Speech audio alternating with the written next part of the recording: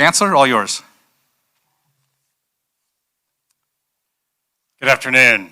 Thank you all for being here, especially on short notice. As Steve said, I can't let the opportunity of so many sports journalists being here without recognizing our national championship winning women's soccer team, which won its 23rd national championship here on Monday.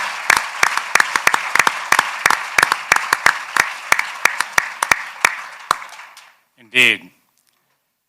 I also want to thank my colleague, Bubba Cunningham. I've said publicly earlier that Bubba is among the most respected and admired athletic directors in the country, and the last couple of weeks have shown once again why that is the case. He's conducted himself with an extraordinary level of professionalism and dedication, and I'm honored to work with him.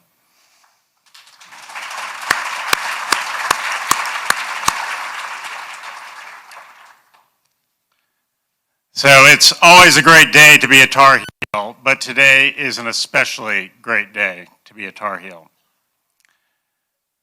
We've been playing football at Carolina since 1888, and I suspect that in those 136 years, there are a few days that have been as auspicious as this one. I've said many times that we want to be the best public university in the United States, and that means excellence in everything that we do. We're going to have an excellent college football program. We want to compete with the best, and we've hired the best coach. I was sent this morning this excerpt from Carolina's Football Media Guide from 1954. It's talking about one of the assistant coaches, Stephen Nicholas Belichick. When Steve joined the Carolina coaching staff 2 springs ago, he felt right at home working alongside Bill Edwards, who had already come here. Edwards was Steve's coach at Western Reserve, and for the past 4 years, Steve had been an assistant to Edwards at Vanderbilt. He began his coaching career at Southwestern Louisiana Institute during his Navy V-12 training, became head coach at Hiram College in Ohio, and remained on that job 3 years before joining Edwards at Vanderbilt. Steve Belichick established a record for himself as a coach on pass defense at Vanderbilt. Steve is married to the former Jeanette Munn of West Palm Beach, Florida. They have a 2-year-old son, William Stephen. So, Coach, welcome back to Carolina. Thank you.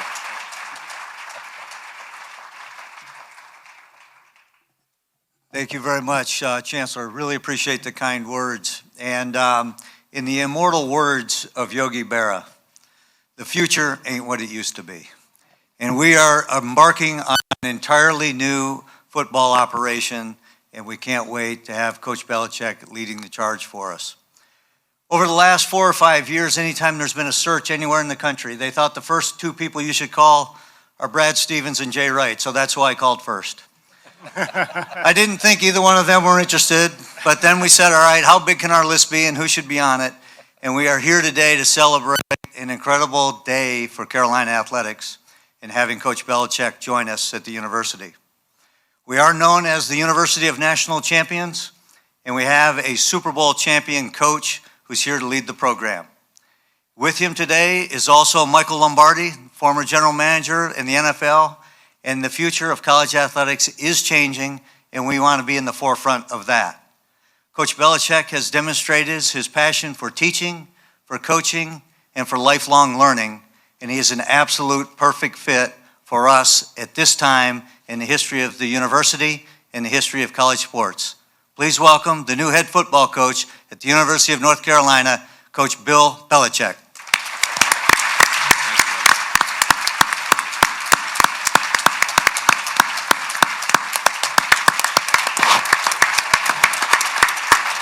Thank you. Thank you. Thank you. Bubba, I believe you have a presentation for Coach. Chancellor also. All right. You got a jersey. And I did get a new sport coat for the occasion. Oops, sorry about it.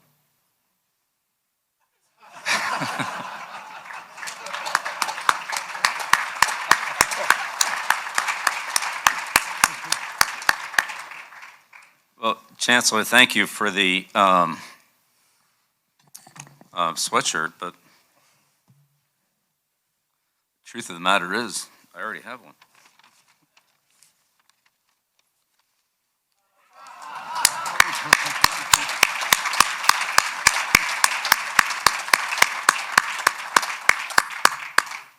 It's good to have two. That was actually my dad's from when he coached here. Yeah, you can tell I like it, right? I've kept it a long time. It's got a little wear on it. Chancellor Bubba, thank you. I can't express my gratitude to both of you, the Board of Trustees, for this amazing opportunity. I've always wanted to coach in football, coach in college football, and it just never really worked out. Had some good years in the NFL, so that was okay. But this is really kind of a dream come true. I grew up in college football with my dad. As a coach at Navy for 50 years, so as a kid, all I knew was college football, and so it's great to come back home to Carolina and back in an environment that I really grew up in. When you're little, you don't remember everything. Obviously, I was too young to remember a lot of things from Carolina, but as I grew up, you hear the same story over and over and over and over again, and so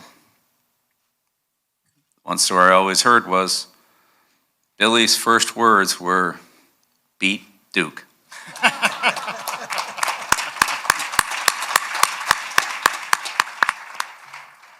So, full circle. But again, very grateful and appreciative for the opportunity. This is a great process. I've learned so much about the university and the support that we have for the football program. This is obviously a great educational school, and the kids here are outstanding, and we want to transfer that over to the football field and have an outstanding football team with those student athletes. So I'm here to as Bubba said, teach, develop, and build the program in the way that I believe in, and so grateful to have Michael with me in this process. Michael and I have worked together for going all the way back over 30 years, and he has a great knowledge of the general manager role, if you will, in this type of position, with terms of scouting two sets of players, high school players and college portal players, as well as dealing with some version of what's called salary cap, which is now part of college football. So all that being said, I look forward to working here. I talked to the players a little earlier, and that was a great opportunity to start to get to know them and start to build the program. And I'm excited to continue that process. And also met with Coach Kitchens, who will be the first member of the staff that we hire, and I have a ton of respect for him, as well as for Mac. A lot of respect for Mac and his career, what he's done. So also look forward to connecting with him down the road. But excited to be here, excited to be in college football, excited for the opportunity to build and develop young student athletes, young men, and prepare them for their life, either in the NFL or professionally. But the lessons they learn will be professional lessons. They'll be pros in all areas, and that's what we want to develop, as well as having a winning program, a successful program. But we want to develop good people and good kids and good football players. So, Steve? Thank you, Coach. Forgive me before we go to questions. One omission, there are a lot of luminaries in the room right now, but only one of you were inducted in the Pro Football Hall of Fame and the College Football Hall of Fame in the last 6 months. Julius Peppers.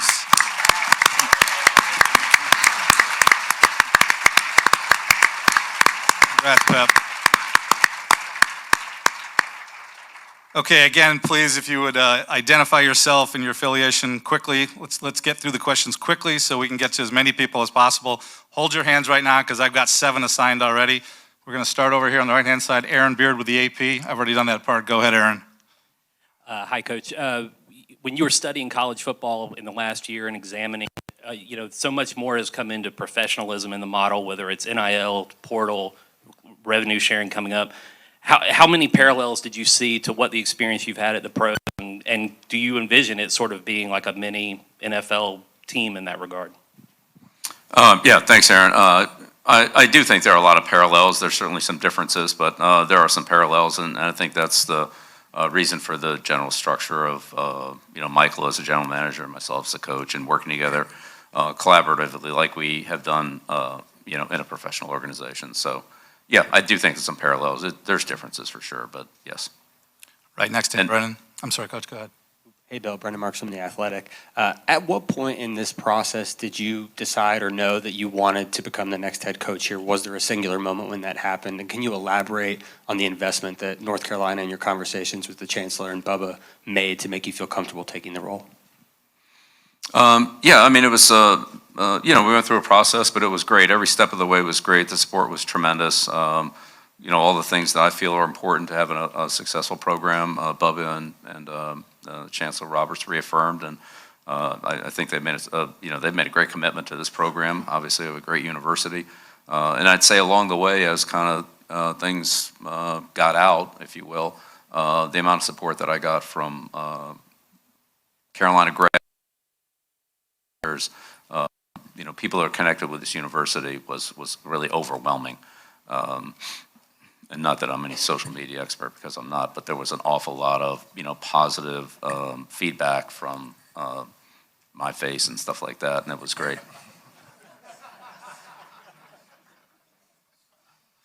Front row left here, Chip. Chip Alexander, News Observer in Raleigh. I'm roughly your age, so I ask you this respectfully. Just at 72, why do you want to keep coaching? What's in it for you? You've proven yourself over and over, and your legacy is set. Why keep coaching? Well, beats working. Good. When you love what you do, and my dad told me this, when you love what you do, it's not work.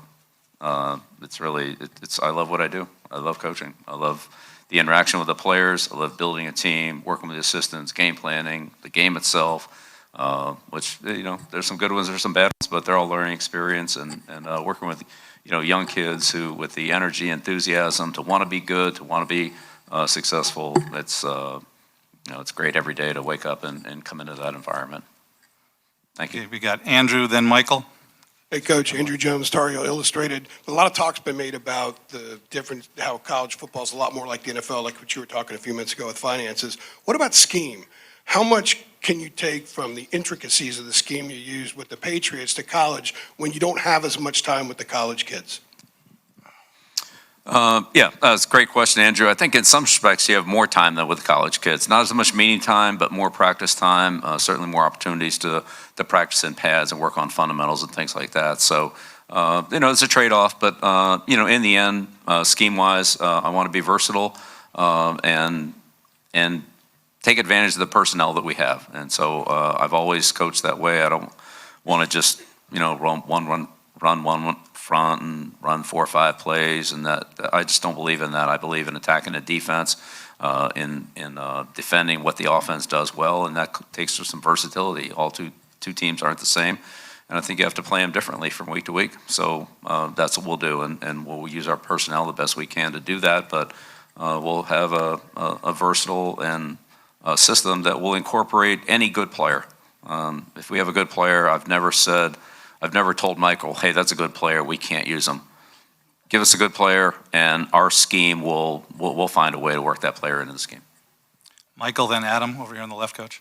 Hey there, Coach. Michael Coe with WCHL and ChapelBro.com here in Chapel Hill. You've mentioned that you've talked to the current players already. Have you had conversations with some UNC football alums, guys like Julius and other players in the past? And what have those conversations, if you have had them, been like? Yes, I've had conversations with Julius, LT. I mean, he's the greatest players that have played here. Very supportive. Talked to Michael the other day. Very supportive. there's been a ton of support from ex-players and other UNC alums. This is a great brand and a great support system here. So I'm excited to just spend more time with these people and to get the support that they've, I'll say promised, but that they've, indicated that how much they want to be a part of the program and how much I want them a part of it. Thank you. Adam, right here on the end, coach, second row, and then Brian. Hey, Bill, Adam Smith with Inside Carolina. What were your impressions of UNC as a football program from the outside when you were in the NFL for so many years? It sounds like when you would come back here to scout, occasionally the place made, an impression on you. Well, to come back here to scout is, as a coach, you kind of get where go where you want to go, right? And maybe you send your assistants to, somewhere else. You take the trip to Carolina, take some of the other better trips. But, Michael and I have made trips down here to scout players. But, I'd say the overall impression, like, great place to go to school, great program. But, it's been a while, 1980, that was the heyday really. And we got Taylor right after that at the Giants. And talked so much about, the Tar Heels and their great program and kind of hasn't been to that point since. So, I think there's a lot of pride in this program, and I want to do everything I can here to help take it to the highest level. Got about 5 in this section. Brian, then Marty right in front of him. Brian, go ahead. Hey, Coach, Brian Murphy with WRAL. Two, if you don't mind. How do you envision filling out your staff? Do you think it'll be former NFL coaches? Will it be current college coaches? And what about your son? And then for Bubba and Chancellor, did it take some time for you to get comfortable with the idea of hiring a coach with no college experience, one who's a little bit older? And how did that process sort of play out? How did you become comfortable with that? Coach, you first, please. On the staff, we'll hire the best coaches we can hire. I want to do everything I can to help this program and make it as strong as possible. So we'll hire the best ones we can get. There are several college coaches that are involved in bowl games and so forth. And so I wouldn't interfere with the process at those schools with their commitments to their teams. So we'll see how it goes. But look, in the end, I've already had a lot of people contact me.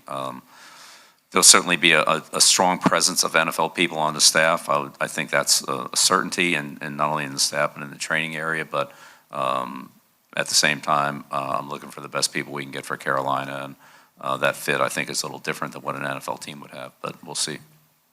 Chancellor, do you want to go first? Bubba.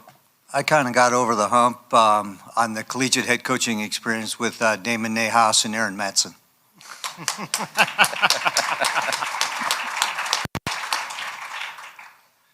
Nothing Marty? to add to that. I didn't know if the chancellor wanted to weigh in on that. Marty, go ahead. Good afternoon, Marty Smith from ESPN. When a guy like you with that resume walks in the door here, expectation skyrockets. I wonder how you'll define success at the University of North Carolina. We've seen that guys can flip programs quickly in the portal era. So what is success to you here? Yeah, well, success is, it's a day-by-day process, and the only thing we can really do anything about is, today, tomorrow, what's immediately in front of us. So take advantage of every opportunity we have to build the team, improve the team, get better, and keep stringing a lot of good days together, and the results will come. Pat Welter. Pat Welter, WRL.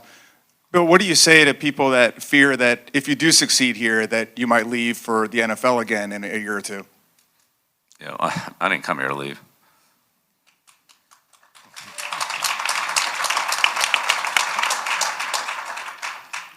Art Chansky. Then Coach Skip. Art Chansky, Newton, Massachusetts. Evaluation of the roster and roster turnover is very important. Besides talking to the players individually and watching film, what other ways are you to evaluate this current roster to see what kind of additions you might need through the portal and other measures? You can't work them out on the field before spring practice, right? Well, but they're working out there now, getting ready for the bowl game. Right. So they're practicing on a daily basis. And I'm in very close contact with Coach Kitchens, and, Michael and I are here now, so we'll start the process and take advantage of all the opportunities we get. So some of those are in person, some of those are in training, some of those are on film, and so forth. Some players are injured, and those are, wouldn't be able to be evaluated now, but there are other ways to look at them, what they did in the past, and try to project what their future is. Thank you. Skip Foreman here, right in a row. Skip, then Jeremiah. We'll skip over to this side. Coach Skip Foreman with the News and Record of Greensboro and the Winston-Salem Journal. On my face and some of the other places, there are people who are still a little leery of your hiring and concerned about where the program is going and where you're going to take it. While you're concerned about football, there's always public criticism. And where do you want to tell those people? I'm here to do the best I can for the University of North Carolina and the program. That's what I'll do. I'll give it the best I have every day. To the right here, Jeremiah.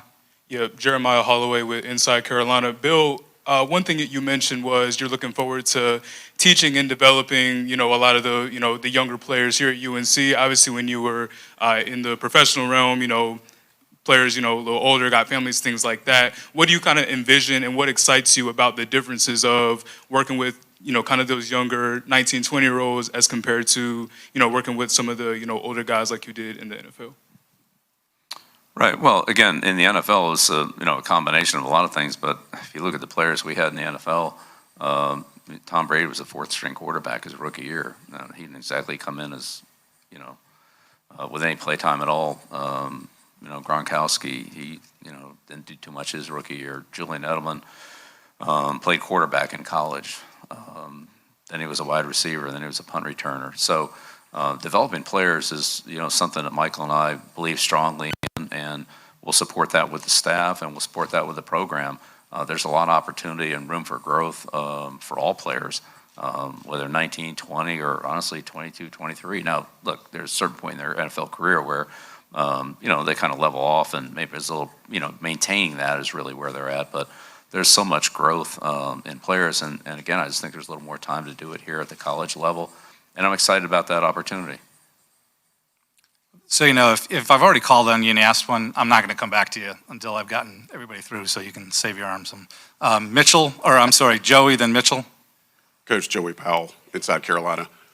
I think there's some similarities between today's modern era with players and recruiting as to obviously what you've seen in the NFL. What do you see similar about that and the recruiting process versus just all an out-and-out free agency that you had when you were in the league? Well, I think there's a number of differences. I mean, the free agency in college, if you will, is annually. In the NFL, players were, generally speaking, with a team for 4 years until they were eligible for 4 years for free agency. They could be released before that. So, that would be one difference. There's actually more movement in college football. There's more structure in the NFL in terms of agents, salary cap, standardized contracts, things like that with the NIL. And the revenue share, it's just structured a little bit differently. So, yeah, and some, I don't say technical things, but some logistical things like that are different. But, all manageable, and every other college team is doing the same thing that we are, so, except for Army, Navy, and Air Force. But they're, that is what it is. So I think to Bubba's point, like trying to be ahead of the game, ahead of the curve, ahead of the process, that's what we're always going to try to do. Give it to Tommy, right? Or Mitchell, Mitchell, then Tommy. Go ahead, second row. Yeah, Mitch Northam, North Carolina Public Radio. For Chancellor Roberts and Bubba, during this process, because of all the changes that everybody has mentioned with college football and the changes to come with the House settlement, was it important for y'all to pursue someone who has the extensive pro experience that Coach does? Well, it certainly was a factor in it. And we looked at a wide variety of people. And obviously, when it became realistic that he was available, and it certainly was a path that we really wanted to go down and explore. And we're just really fortunate to be here today. And he's willing to say yes and to lend his expertise and knowledge to Carolina. So very excited about it. Tommy, second row. Coach Tommy Ashley with Inside Carolina. You've been in the game a long time. How much have you seen the game itself change And how much have you sort of changed over the years you've been involved in the game and now you bring it to the college level? Well, yeah, of course, the game's changed a lot, and really in every area, wherever you want to look, whether it's the size of the players, the equipment, the technology. But, I mean, in the end, you got, 120 yards, 100-yard field, and it comes down to blocking, tackling, ball security, fundamental execution. I mean, all those things are still important regardless of whether you're in 12 personnel or 11 personnel, whether you're in nickel or base defense. There's still a lot of fundamentals, and that's really the basics. And players like Julius and LT, and guys like that are good fundamental players and great athletes as well. When you put all that together, that's where you get the excellence. And it's not just about athletic talent. It is about athletic talent, but it's also about fundamentals, execution, and technique. Third row, Rod. Rod Baxley, Fayetteville Observer. Bill, you've talked a lot about your dad's influence on you and watching him at Navy and breaking down film with him. What are some of those lessons you still carry with you, and what do you remember from those experiences that you keep going back to? Well, what I remember from being with my dad was when we would go scout a game, you had one look at every play. That's it. There was no replay board. There was no TVs in the press box. You had one look at it. And he had his pad, and he had his, what he worked off of, and didn't matter whether it was a kickoff return that he was diagramming, a blitz that he was diagramming, or a running play or a pass play. He had to get the whole play, and you had one look, and that's it. And you better hope the guy in front of you didn't stand up there in the play. But he taught me how to watch football, how to watch the key things, how he learned, how he trained his eyes to go from one part of the play to another part of the play based on what the initial read was as a scout. And so those things are very valuable. Now there's more technology on the sideline. You honestly don't have to do it as well, but that's how I learned. And that's what a coach does in practice. I mean, you basically get one look at the play. You're out there in practice, and you want to see as much as you can and then make the corrections and identify whatever needs to be adjusted or corrected on the play to the best of your ability. And that's always been very helpful to me, is to be able to, see what multiple people are doing at the same time and try to identify what to correct the player on, or what coaching point to give them to help them do it better. And so that's my job, is to help the players. And all those lessons were very helpful to me. And I'd say in addition to that, the big thing for him was, make sure you get the big things right. I mean, every detail is important, of course, but spend too much time on the details and miss the big picture: blocking, tackling, ball security, penalties, etc. Important things like that. Then the time that's spent on some little detail really doesn't pay off as much when you're not doing the big things right. Make sure you get those right first. Right here in the front left, Brett Friedlander, and then TVD in the second row. Brett Friedlander, Saturday Down South. Coach, how hands-on do you plan to be in recruiting, and how much do you plan on delegating to your staff in that respect? And also, do you have a long-term plan as to how long you want to or will feel like doing this? I mean, I feel like doing it a long time, so I'm good to go. Well, look, I think the recruiting process belongs to everyone. It belongs to Michael and his scouting staff and evaluations and setting that up, the recruiting department, in terms of making this an attractive visitor or destination for the athlete. But it's also part of the coaching job, and certainly the head coach has a big role in that as well, to ensure the athletes, the student athletes, that you're giving them what they want. And there's not always a fit there. Sometimes that doesn't quite match up, but this university has so much to offer, and our football program has a lot to offer, that I think that we'll be able to attract a good quality player. Michael, Ross, then Caroline. Michael Perchik, WTVD. Coach, what have you learned during your year away from the sidelines, or even being around the Washington program, in terms of different schemes, or running a college football program, in terms of some of the intricacies when it comes to recruiting or NIL or the day in, day out operations?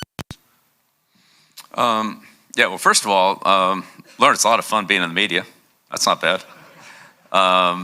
Spent a lot of time as you said, around the Washington program. Coach Fish was, I was out there in the spring training camp during the regular season, and I saw a lot of what they did, and I think Coach Fish runs a pro program, if you will, modeled after a pro program, and I think it's very similar to what my thoughts will be on that and what Michael and I have talked about. So, and Michael worked with him out there as well too. So, yeah, I think that's definitely a, let's call it a template, but, every situation's different and, it wouldn't be that exactly, but yeah. But being away from it has given me an opportunity to look.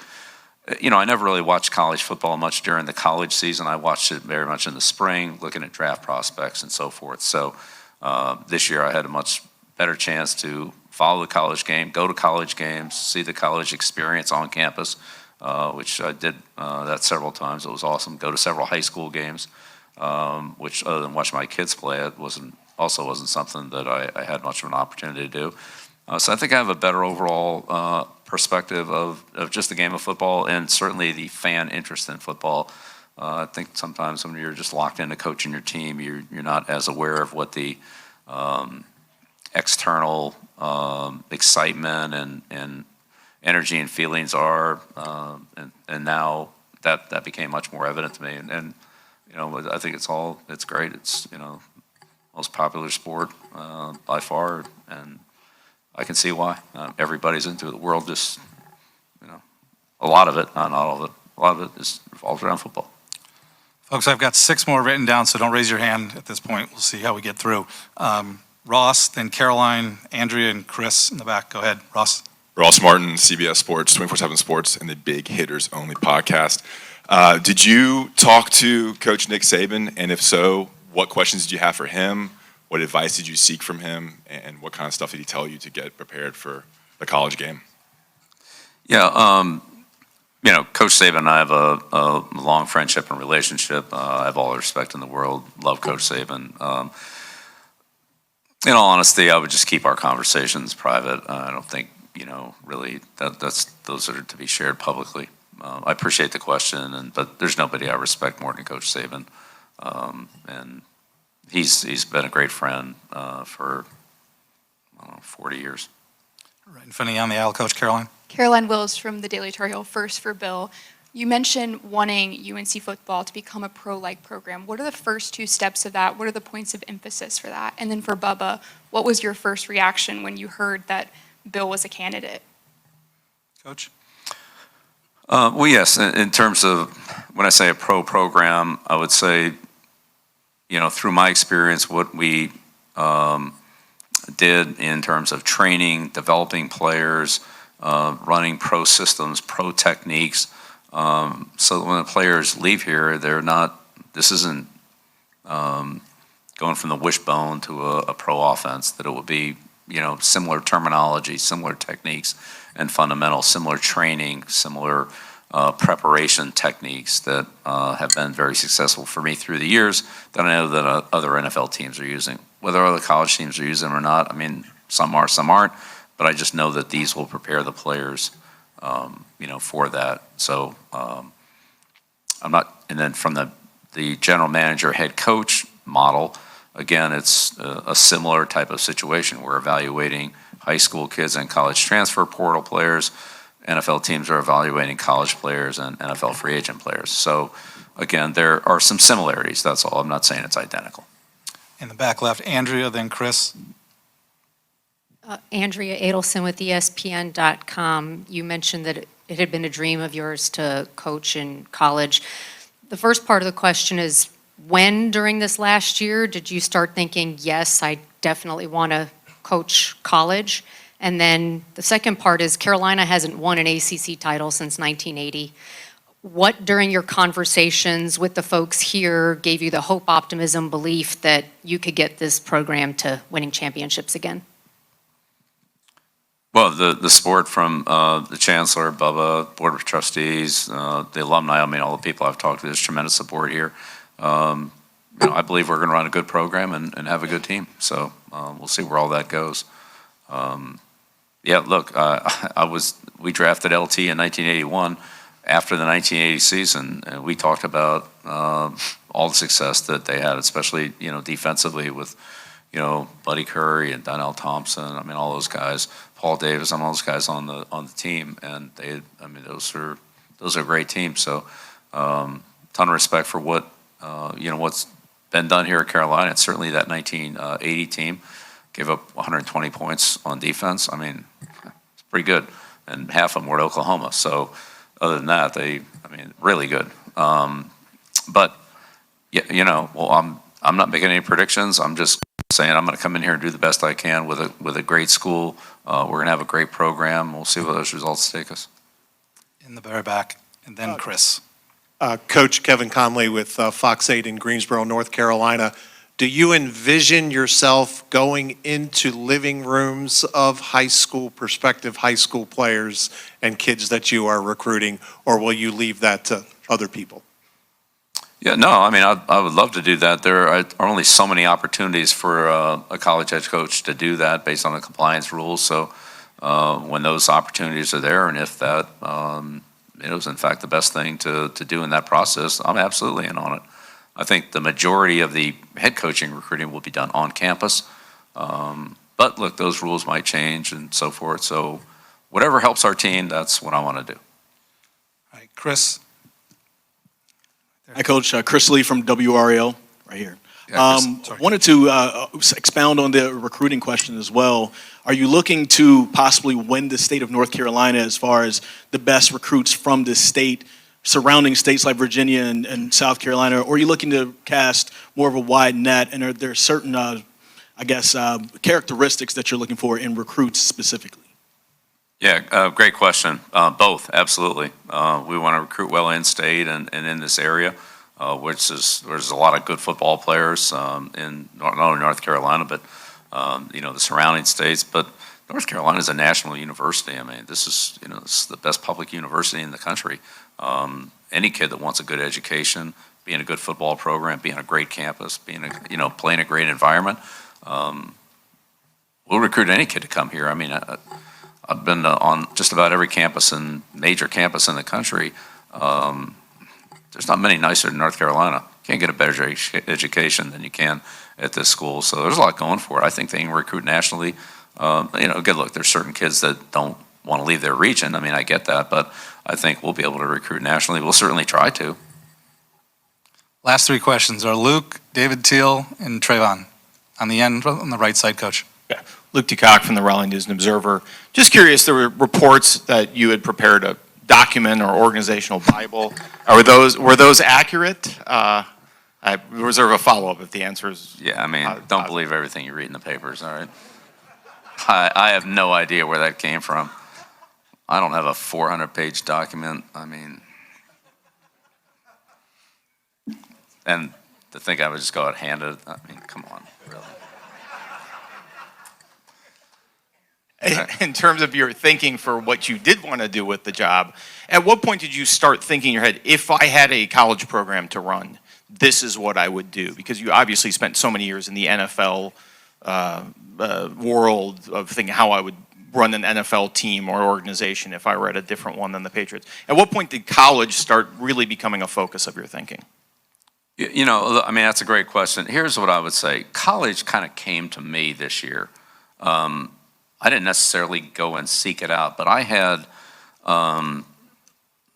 many coaches, we're probably a couple of dozen coaches, talk to me and say, hey, can we get down and sit down and talk to you about these things? Let's call it salary cap of pro football relative to college football, the headsets, the green dot, the 2-minute warning, the tablets on the sideline. Those were all rules changes this year in college football that were either the same or similar to what we had in the NFL. And these coaches said, hey, Coach, can we just talk to you about how you did this, how you did that? How did you use this? How did you handle talk about the 2-minute, what did that warning, how did that affect your strategy at the end of the half, the end of the game? How did you look at it? How did you break it down? And so as those conversations started, and then the personnel conversations started relative to salary cap and how you spend whatever the allotment of money you have is, whether that's by player, by position, by freshmen, recruits, transfer.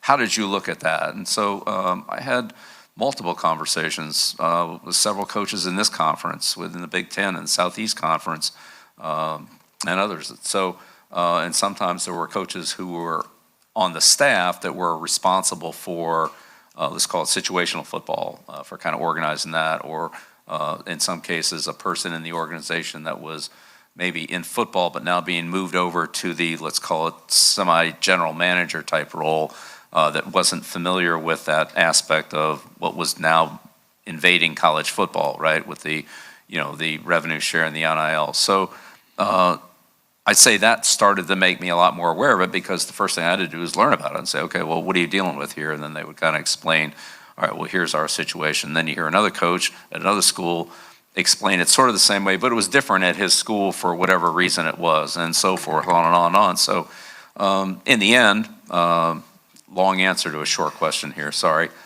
You know how I like to ramble on in press conferences, right? But yeah, you just, as you learn different things about different programs and you start to put it all together, then there's some common threads, and then there's some variables. Last two questions are David Teal and then Trevon on the right-hand side, Coach. David Teal with the Virginia Pilot and Daily Press in Norfolk. Bubba, in this era of revenue sharing, player compensation, and the House settlement, is it possible to be all in on football and men's basketball, institutionally, financially? Yeah, great question, David. And I think so, and I think it's why we're trying to do what we're doing. I think if you go all in on those two sports provide all of the finances for the rest of the department. The more successful we are in football, and the more successful we are in basketball, the more opportunities we're going to be able to provide for everyone else here. So I'm delighted with it, and I think our future is incredibly bright, given his leadership and that of Hubert Davis. Our women's basketball program is starting revenue share this year with the NCAA tournament, and Courtney's done a fantastic job. So I think the continued investment is an investment in the future of Carolina athletics. I goofed. I forgot Nia. I'd said yes to her a while ago. Nia, go ahead. Hi, Coach. I wanted to ask what challenges you anticipate having in the future from transitioning from the NFL to college sports, particularly in coaching players, relating with them, influencing them, whether they're in the portal or just recruits who think about coming to Carolina. Well, I mean, we'll see. I've had an opportunity to coach young players at various points in my career, whether it was, kids on other players on my kids' teams, or again, I had an opportunity to work some in the University of Washington, be around that team for multiple weeks out there. So, but again, it's a process, and I would say, as a teacher, you try to find ways to help the students, help the players, and if you can do that, then they have a tendency to listen and want more if they're motivated, which most of them are. And if you can't, then then they look somewhere else. So. I know I can help individual players. I know I can help our team be successful. I'm going to do all I can to give my best effort to do that on a daily basis. You can count on that. Last question, second row on the end, Trevon.